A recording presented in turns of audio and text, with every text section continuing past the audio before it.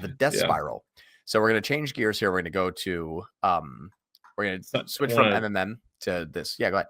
Side note though, as well, on the death spiral, what it is, people don't know. Think of it as when you scale, you go into a stair-step process, right? You scale, results aren't the best, then they get better, and you scale again, and you kind of just go through this, climbing your way up. Well, the same thing works in reverse, where people scale down, it looks really good, ROAS looks amazing, MER looks amazing, and then it drops off because you're not feeding the funnel. And this way, scale it down again and again and again.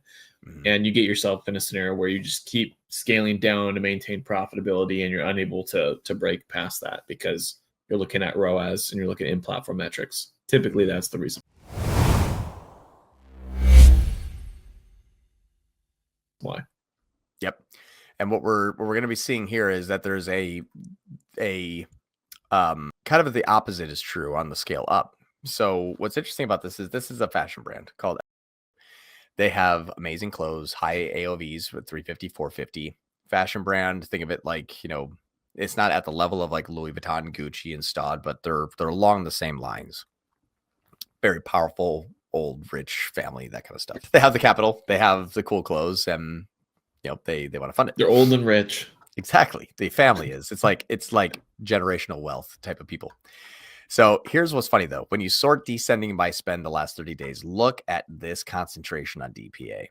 Out of $45,000 in spend, the ads that are DPA ads, out of that 45,000, there we go. That should be all of them filtered towards the selected rows. Out of 45,000, 30,000 of the 45,000, or basically 66%, is coming in as DPA ads.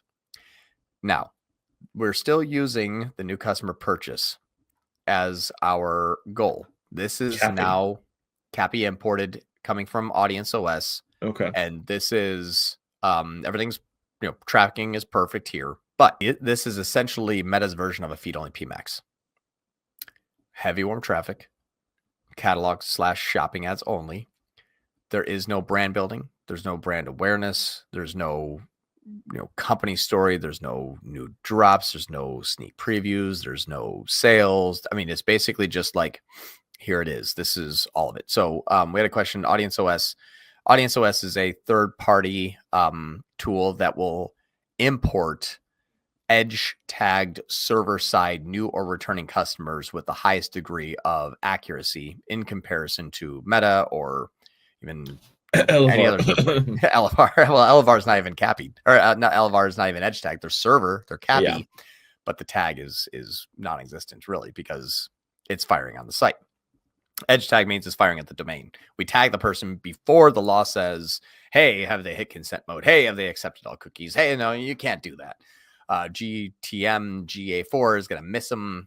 The edge tag can identify them. It's a very, very, very powerful tool that gives us extreme accuracy inside the platform to retrain the pixel into targeting based on what we're using as a goal. And it scales click data. Well. Just for click data. No, you can get click and you get gauge view conversions too. Well, I mean the accuracy is from typically click data. Yes. Now, because it's last click attributed, if you have a click, but then you have a view of an ad and you convert, technically it'll pull out of the click data here and they'll give it up to that view there. The view, got it. Okay. Yeah, so they don't have to be a click. You can import the last click. It says, yeah, that was the last click, but that was not the last thing they did. They actually viewed that ad last. Gotcha. Now, that is actually the crux of the whole thing. DPA ads go warm. They're meant for remarketing. They're meant for conversions. They're meant to say, hey, remember dynamic product ad. Dynamic means, remember that product that you're looking at on our site, you want to buy it? It typically does a lot of you were tagged on the site because that product's in the cart. Do you want to buy?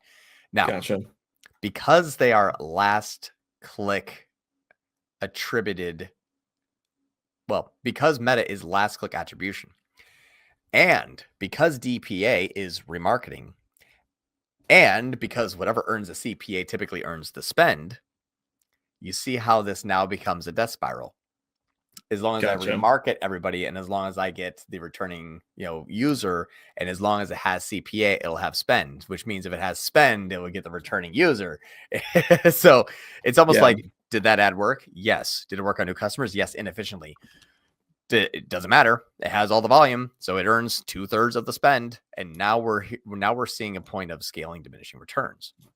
So when we look at this here, I have 132 new customers. I have 25 repeats.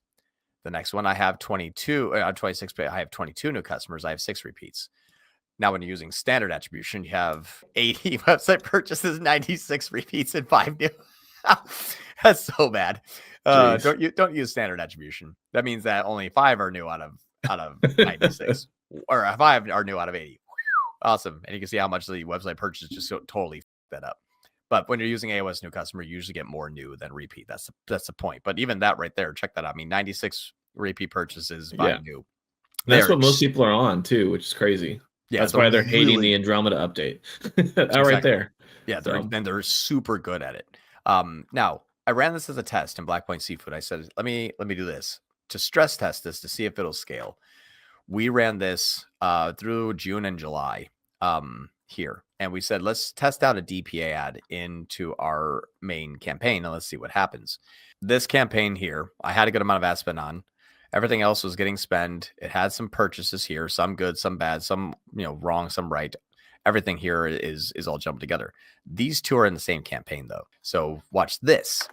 When you look at the same campaign, which is this main one, and you look inside of the one ad set, these two, 14 and 11. Oh no. 41, 43, 350, 260.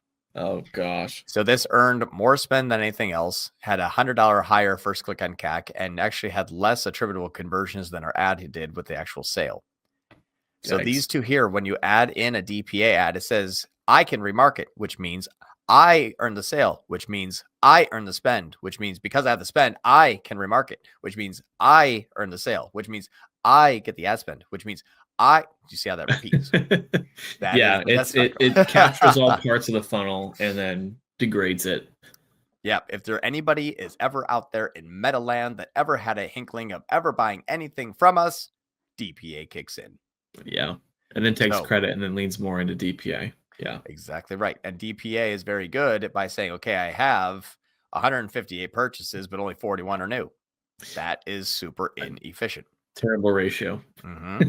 And that's view too mixed in there too. So yep. And so that's what's interesting. If we there is no comparison here, which is nice. If we look at the compare attribution settings, because this thing can show more, often being the last one, because it can show more, I still have a good amount of click. But I have 40 compared to 3 versus 33 compared to 8. Oops. Yeah. So you can even see, like, yes, 41 and 43, actually 40 and 33. So this one's actually about 13% higher over here, but only a two change difference, because typically people don't look at attribution settings and be like, well, this is a catalog. It's going to remarket, which means it can earn more, which means it gets more here, which means I get all the spend. So it's almost like saying, hey, let's abandon like all of our prospecting campaigns and just turn on a feed only PMAX with a high T ROAS. That's the equivalent. Goes against all traditional marketing, and traditional marketing is the baseline that works. So exactly. Now you can flip it though. This company does killer on Google. They do really well on Google. And I haven't managed this company in a while. I have helped them set up Cappy Imports, but they have their own in-house media buying teams. And so, not to like disparage them or anything at all, but let me just do this here quick. These two here, I ran an Advantage Plus shopping campaign back in March. $16,000 in spend, good CPA in 39. This thing was actually coming from our remarketing campaign. So what's cool about this is you can actually take a campaign from way back when, and it was called the Advantage Plus Shopping Remarketing Campaign. This is my ASC campaign back 126 days ago. Still on Andromeda, which means one ad set, one campaign, one ad set, one DPA. Only spending $300 a day, and we were doing about $1,000 to $2,000, all the way up to like sometimes $3,000 and $4,000 per day on Google. So this one became like, why not just set it up for all the remarketing? So if you want to use DPA and Meta, you absolutely can. This thing will just crush CPA, and it will work extremely well. And in MMM modeling, this makes a lot of sense because I have 411 7-day clicks and only 67 one-day views. Yes, this is getting a ton of activity. Our average CPA in Google is 105. These were coming in at 40. It actually dropped our NCAC from 105 down to $80, and it hit like in the 70s, and even when this thing was humming into the 60s. So what's interesting about this is, yes, this is kind of like, a better version of AppLovin, but at a proper spend level. So using a DPA ad inside of Meta is extremely valuable when on the flip side, you're running a lot of non-brand standard shopping inside of Google.